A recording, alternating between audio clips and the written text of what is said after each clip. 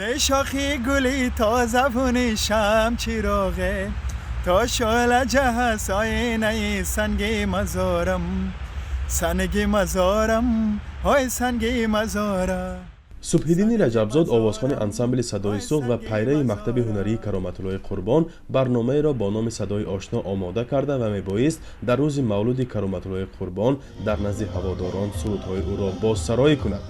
ولی چند پیش از شروع برنامه کنسرتی مسئولان مقامات‌های بهداشتی به خاطر پیشگیری از بیماری همگیری کووید 19 نگذاشتند این برنامه دایر شود و به درآمدگاه کاخ رودکی قرار ایستادی مقابله با این بیماری را چسبانیدند.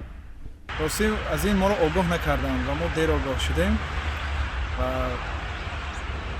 با قرار بود که ما برنامه کنسرت خود را به تأخیر گذاشتیم. تقریبا یک ماه است که در صحن این کاخ تابلوی تبلیغاتی برگزاری چهاربینی هنری با رعایت قاعده‌های بهداشتی نصب گردیده و روز 29 نوامبر برای شرکت در این برنامه کنسرتی یاد بود از کرامت‌الله قربان مخلصان او جمع آمده بودند. اکثر آنها چیپته‌های وارد شوی به کنسرت را خریداری کرده و با تقدیم دستگل‌ها می‌خواستند پیروان این مکتب هنری را شاد نمایند.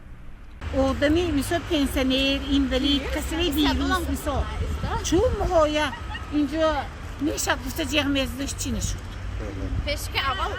من این آگویا دیتون شما پیشتر بلیت خریدید؟ بیلم موندگی.